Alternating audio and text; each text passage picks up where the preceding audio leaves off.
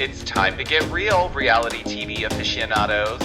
Welcome to the Giorgio Says podcast. I'm your host, the one and only Giorgio Takanakis, and I'm here serving you the juiciest updates on all your favorite reality shows weekly, as well as the hottest pop culture trends, and even exclusive interviews that will leave you wanting more. This podcast will keep you on the edge of your seat. We definitely need to talk about this. The Giorgio Says podcast starts now. All right, my friends, welcome back to another episode of Giorgio Says the podcast. And boy, oh boy, we just had Real Housewives of Salt Lake City reunion part 2.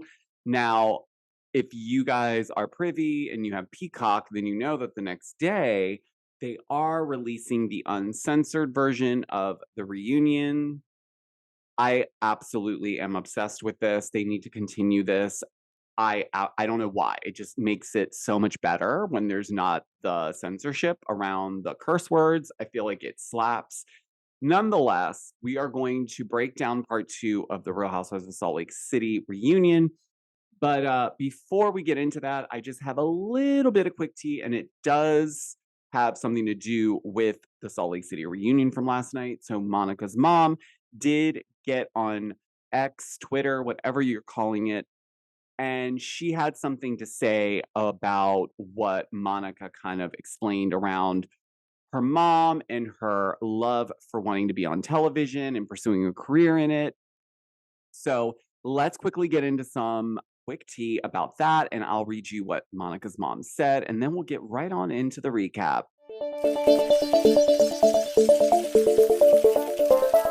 All right, so last night we learned a little bit more about the dynamic between Monica and her mom, specifically when it came to being cast on the show. So Monica did say that when she was doing her interviews for Real Housewives of Salt Lake City for this past season, she went in to do her very last interview, but she felt like she bombed it or that she wasn't really being herself.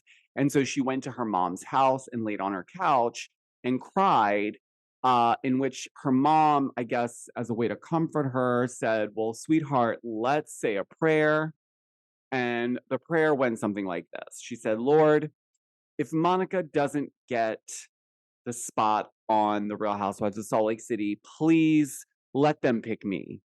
Now, I am not shocked by that. I mean, if we watch back this season, we saw how Monica's mom treated Monica, which coincidentally probably enables and enhances the reason why Monica behaves the way that she does.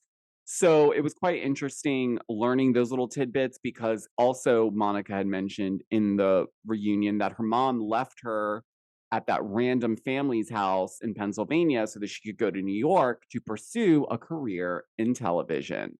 But Monica's mom seems to have something to say about that. So last night, she wrote a tweet and it said, "Everything Monica says about me is a lie or a half truth." Now, I'm going to stop right there. So I truly do believe that Monica is very good at only giving part of the truth or embellishing the truth or exaggerating the facts, etc. So then she continues, "I, in all caps, never applied or auditioned. Not season 4 or any other. I am an award-winning journalist and TV producer." Now that's interesting. I know a lot of you guys told me that, we need to dig into that and see where she got these accolades, but she's saying that she's an award-winning journalist and TV producer. That was the TV job in New York City that she went in for. News journalist producer. I already had the job. Reality TV is not my cup of tea. She follows it with a screenshot of, I guess, some text messages between her and Monica. And now these are dated February 16th on my birthday. And it says that it looks like they're talking about the contract for the show. Monica's mom says, "I don't agree to in perpetuity." And she says, "I know they don't need me." And then Monica responds and says, "Yes, I do." I need you. And then her mom replies, and I want to be there for you 100%, but I ain't selling my soul. Monica's response was, we talked about this. We are showcasing our people. We are showing our Portuguese family. Now, I think they both tell half truths. I think they both are in a bit of denial when it comes to being self aware. I think Monica clearly needs to get honest with herself. And maybe it's time for Monica to go get therapy and heal herself rather than try to keep dragging her mom into therapy with her or trying to fix it. But it seems that they have not been speaking since filming Wrapped. But I don't want to get into all that because we're going to recap it right now. So let's get into it. Golly Nutrition is an inventive, people-focused nutrition company committed to providing innovative products that make taking your daily supplements simple and delicious. Their products are formulated with quality ingredients you can pronounce and flavors your taste buds will absolutely enjoy. And at the core of it all, they lead with purpose. Golly for Good is an initiative committed to playing a profound role in supporting the health of our planet as well as our local communities. Learn more about their initiatives such as B Corp certification, Vitamin Angels partnership, and Eden reforestation projects at their Golly for Good page. And if you use my special code, The Giorgio Says, at checkout, you will receive a special discount. Now let's get back into the episode. All right, part 2, Real Housewives of Salt Lake City reunion, uncensored. Now, I did watch it last night live, but I always watch it the next day because I know it's going to be uncensored. And sometimes they add in a little bit more than they do in the live version. This time, it was just uncensored. There was no extra stuff added in, but nonetheless, I love it. I don't know about you guys out there. The uncensored one it just is mwah, chef's kiss.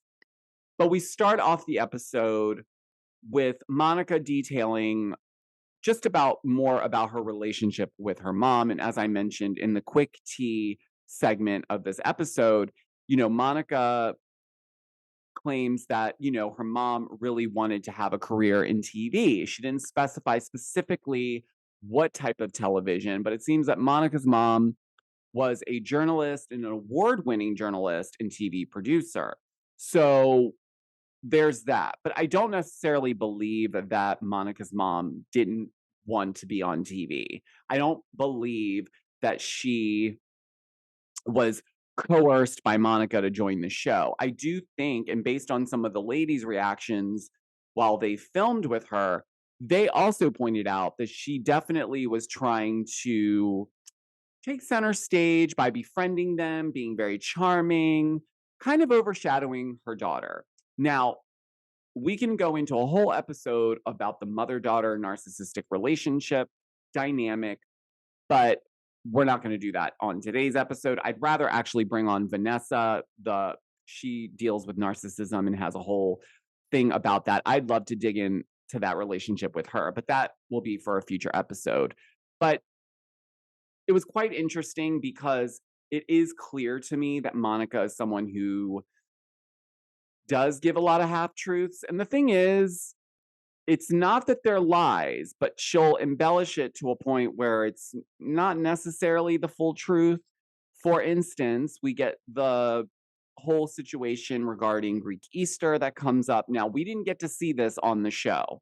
So it was quite confusing when Monica started tweeting about it when she was having her back and forth with Angie about falling down her stairs, demanding that Angie pay for her head scan and then threatening to sue Angie because she didn't have railing on her steps, saying she needs to get her home up to code. But we find out some interesting tidbits about it. First off, we actually get the unseen footage of Monica falling down the stairs. Now, we don't actually see her fall, but we see the aftermath of the fall. And where she ends up landing is like right on her tush on the step. And it does seem that she was wearing heels. So I'm sure that impacted the fall that much more. And I'm not negating that she was hurt. I mean, she fell. That's clear. My point, though, is if you look at the way that she was tweeting out versus what we saw, it doesn't line up the same way, right?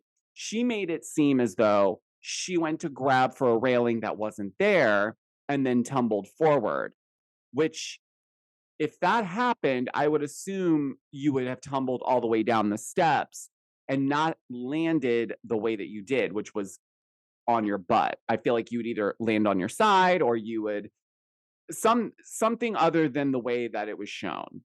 So that was red flag number 1.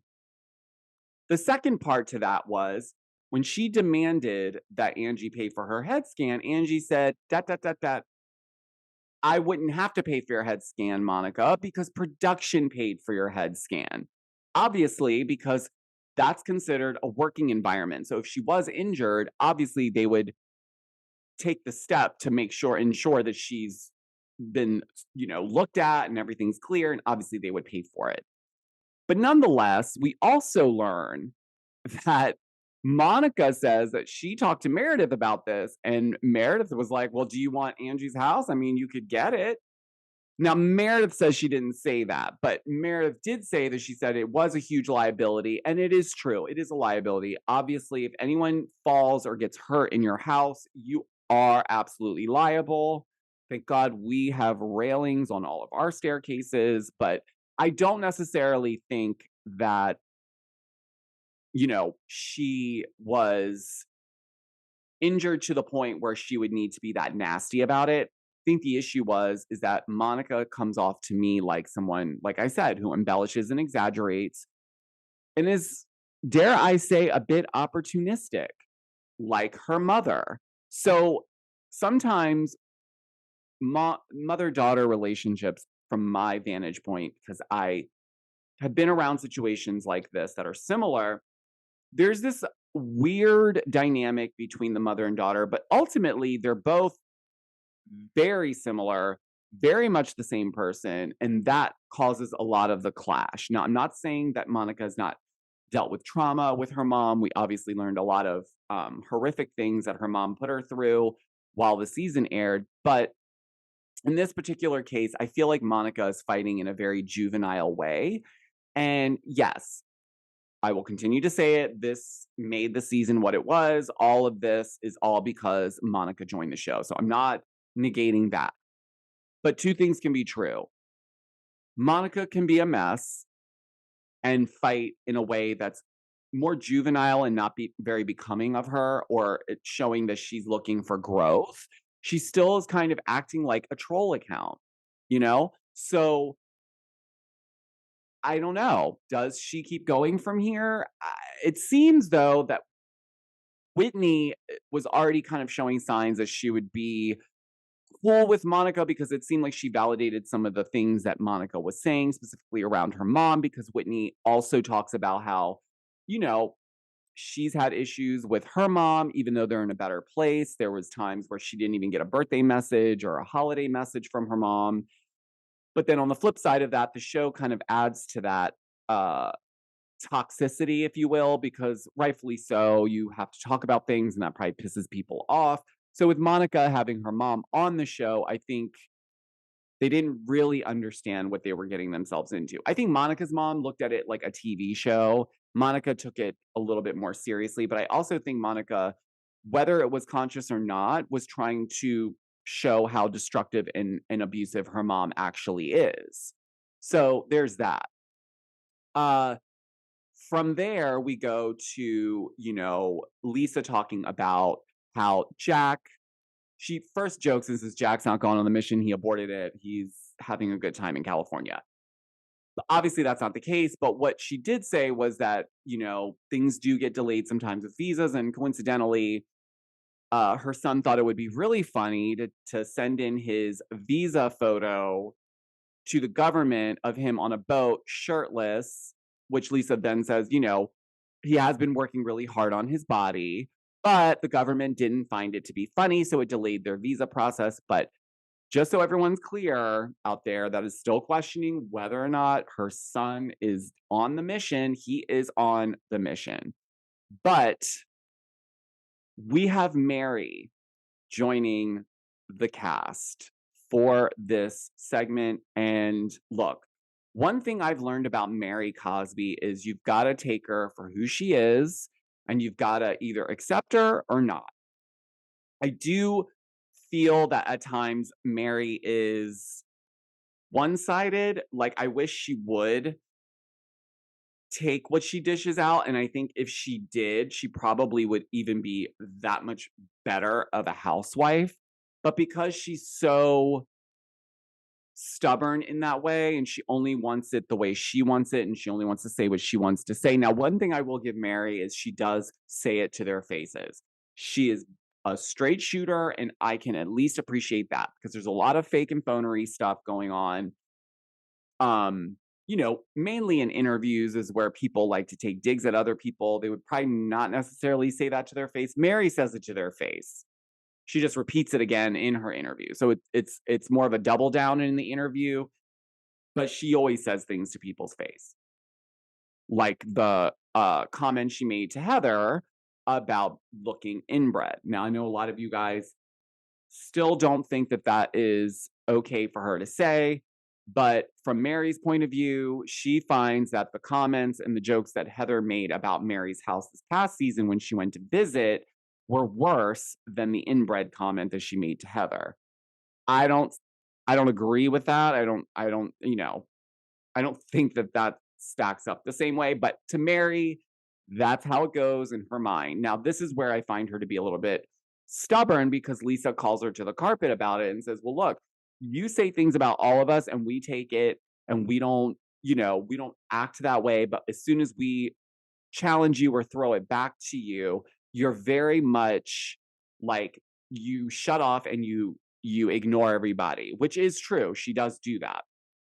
But when the question's asked, well, who do you actually like on this cast, Mary? Mary says that she likes Angie because Angie can take what Mary dishes, and she does. And I think I'm not speaking for Angie, but there's something about, I guess, when you're Greek, there's a lot of like Greek people in general are very, they can be bulldoggy a little bit, and that can be good sometimes, but it can be bad and traumatic in other times. But I think when you grow up in a situation like that where you're constantly around people who say it like it is, or they're not really always softening the blow when they give feedback. Yeah, Mary, you like I could probably handle Mary. You know what I mean? Like I don't, not saying that she'd always be nice to me, but I don't think that I would take it as seriously. Like I would probably laugh it off more and probably be able to look past it. I don't know why that is, and it's probably not the best approach because I know a lot of you guys find Mary to be problematic. But she says she likes Angie. She says she likes Monica because she thinks Monica's pretty. And she loves Meredith. So that's it. None of the rest of the women on the cast does she like. And she then goes into talking about her son and the marriage. And she feels he's too young to be a married man. So she won't call his wife his wife. She still calls his wife his girlfriend. And they are living in her house. And actually, she said they moved into her house 3 months prior to filming season 4. But then we get a clip of Mary talking about hearing her son have sex with his wife and hearing all the screaming and hollering that the wife was making. And this part I felt really cringed out because I just find it to be like off limits. Like, I don't think you should be talking about this in this context. And it also just doesn't sound right. But she says that she told the girlfriend wife to stop hooting and hollering and screaming and orgasming in a way that makes her son think that he's that good in bed when he may not be. Now, if we're going to sit here and unpack this, which I'm not, but if you wanted to unpack this a little bit, it is a bit strange. Why are you so invested in that? And I don't understand like why she like if I was someone's parent and I heard them getting it on, I wouldn't even go to the door. I would obviously probably say something like, "Hey, I don't want to hear that because I'm your parent. Like I don't want to hear you doing that." It's actually kind of disrespectful in my opinion. But I wouldn't go to the partner or the wife or the girlfriend or the boyfriend and be like, don't make my son feel like he's that good in bed when he may not be. Like, that's just weird. You know what I mean? I find that to be very strange. But one thing, Mary's not going to do is jump on the bandwagon about this troll account.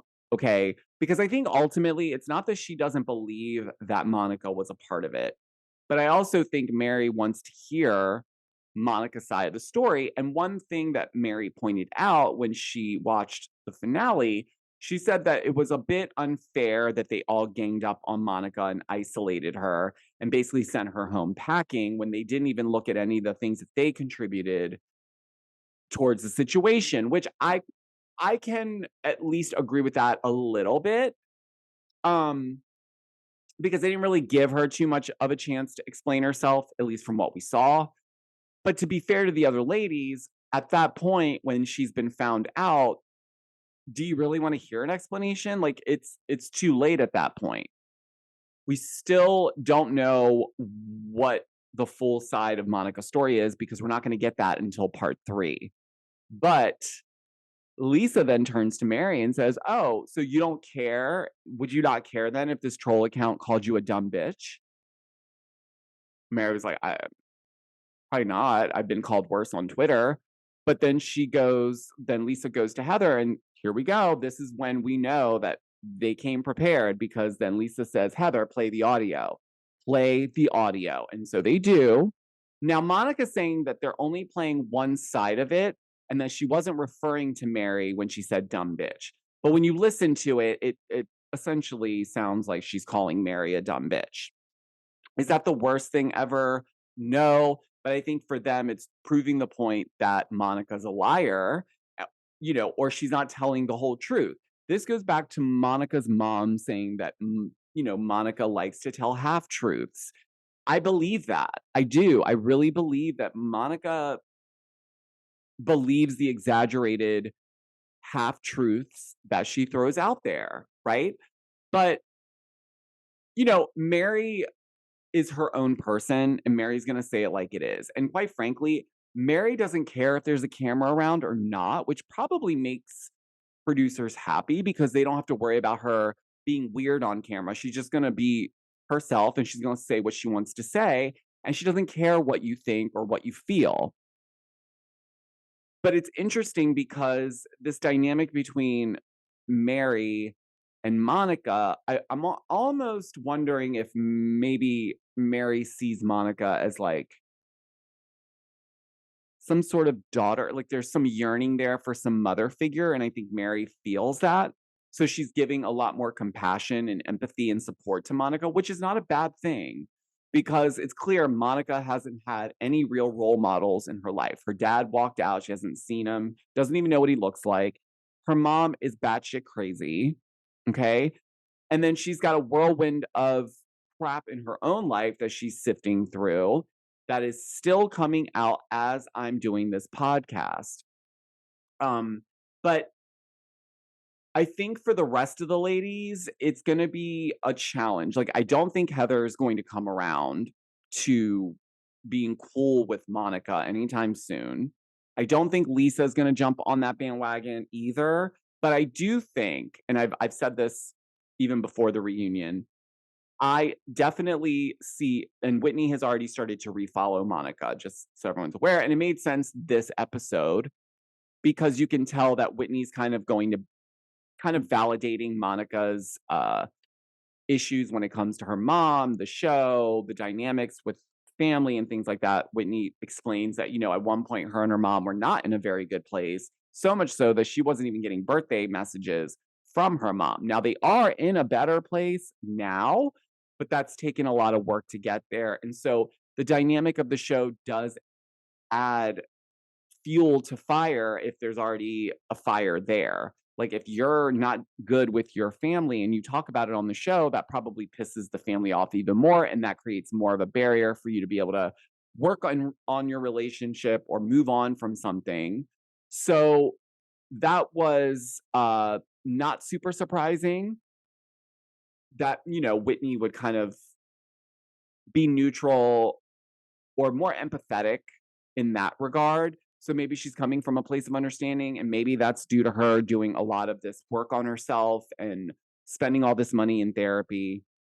We also learn that Mary feels strongly that Whitney is racist because she feels ultimately the Mormon doctrine is rooted in racism, which Heather co-signs on. But then we get a little bit further because this shocks Whitney, and this obviously is like shocking to her, and she doesn't want to be deemed as racist. Nobody does.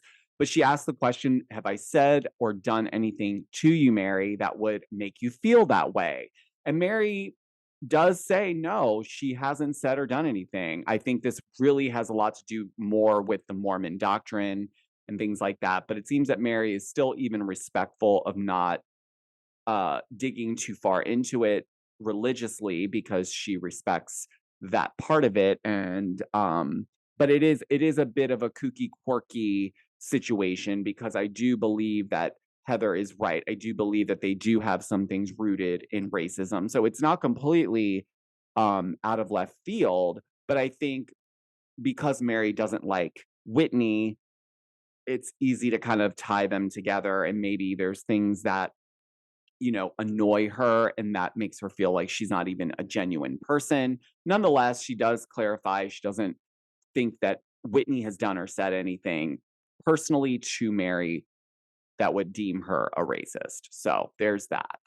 But part two usually is not the most juicy. It's kind of like a segue into the juicy part because we had part one, which I thought was fantastic because generally part ones don't typically, they're pretty like blase. I know a lot of you guys I saw online last night were doing the yawn emojis for part two. Part two, I wasn't really expecting it to be all that juicy because I know they're going to kind of leave that for part three. Because in part three, we learn about Heather's black eye and how Jen Shaw gave her the black eye. And then I think we get more detail around this troll account and the involvement from Monica's end because she's still claiming that there was 6 people involved in this, one of which is Tanisha, her ex-best friend and Heather's hairstylist.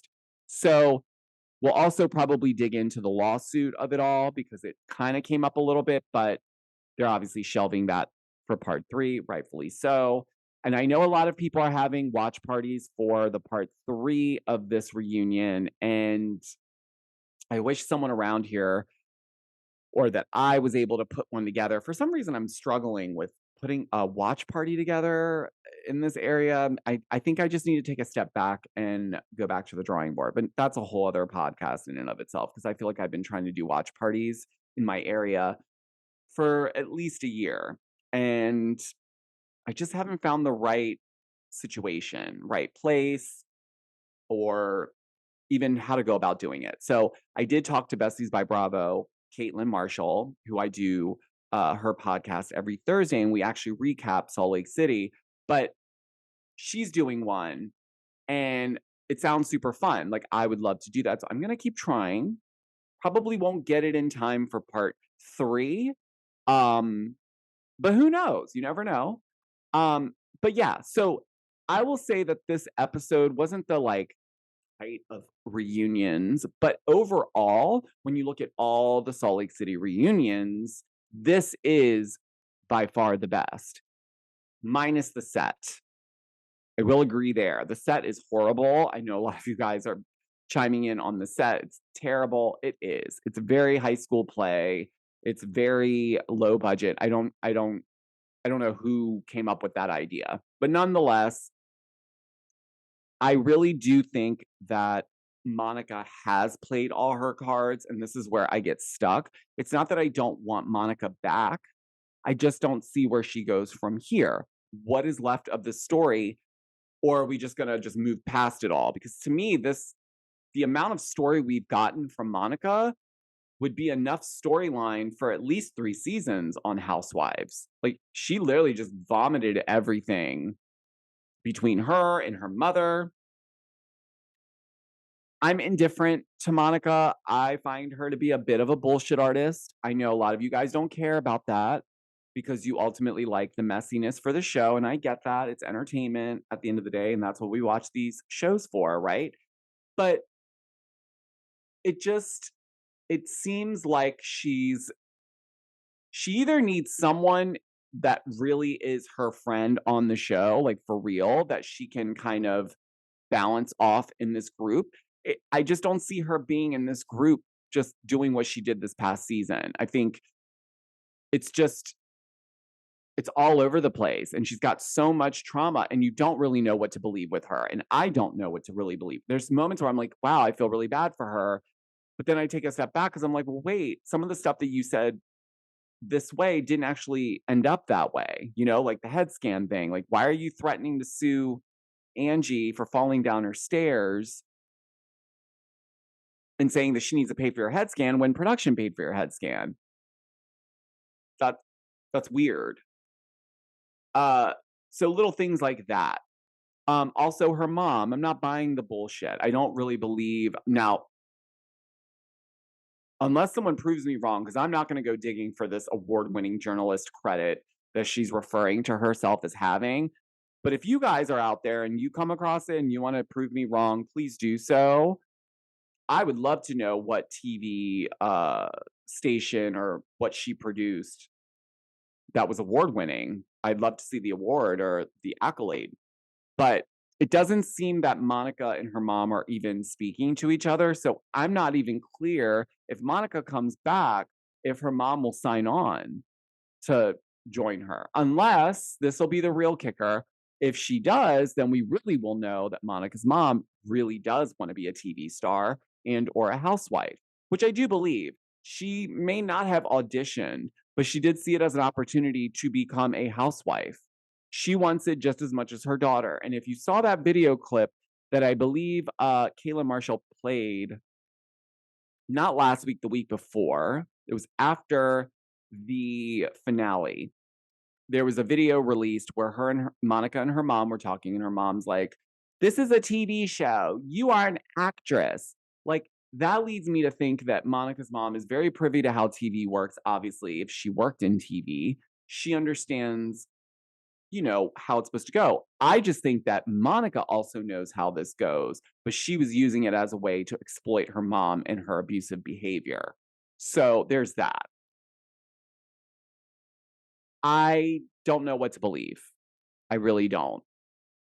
I did see a report from The Sun, take that with a grain of salt, allegedly that Monica's ex-husband, they had some sort of domestic violence situation where he allegedly slapped her across the face.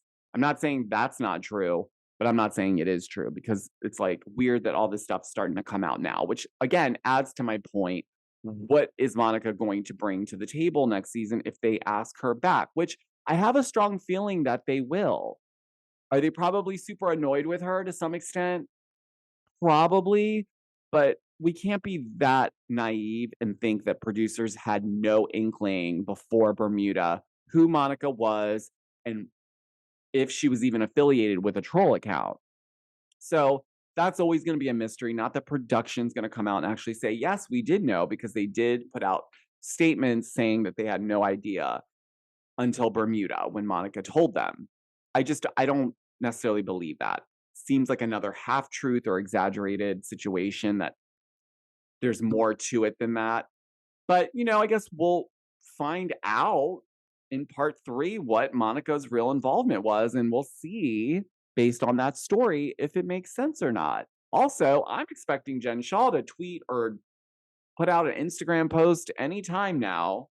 Because she loves to do that this season. She feels like she's an unofficial housewife on the show. And to her point, they are bringing her up a lot, but she did leave a lasting impact with her behavior and everything that happened. And Monica is directly connected to her. We also find out that the security cameras that were installed in Jen Shaw's home, this is weird.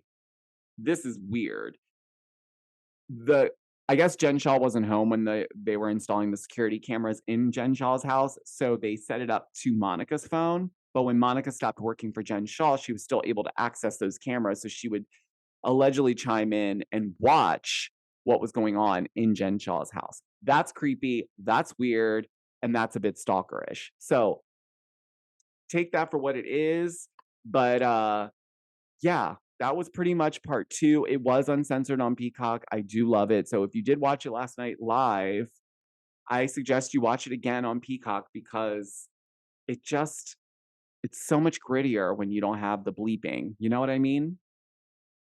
But that's pretty much I wanna keep it short and sweet with you guys. I know I like to rant and keep going and going, and I love to talk, so I'm not gonna keep you guys on. But I will let you guys know that I am also gonna be recapping Salt Lake City's reunion part 2 with Caitlin Marshall on her podcast tomorrow, and she will also be on, my podcast for Friday's episode recapping Real Housewives of Miami. So that'll be very interesting. We have a lot of housewives, really good shows right now. Miami and Salt Lake City are they're definitely slapping for me. And Beverly Hills seems like it may be getting there, but this is gonna be sad when it finally goes away. But I'm interested to see what the development is for season 5 for Salt Lake City and who they decide to bring back. I have a feeling Mary might come back full time, but that remains to be seen.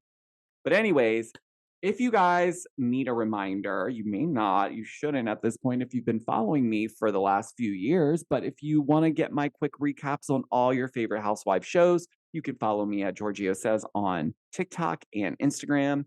And I release new episodes of the podcast every week, recapping the episodes that air. And yeah, it's still cold where I'm at. It stopped snowing, but we still have snow on the ground.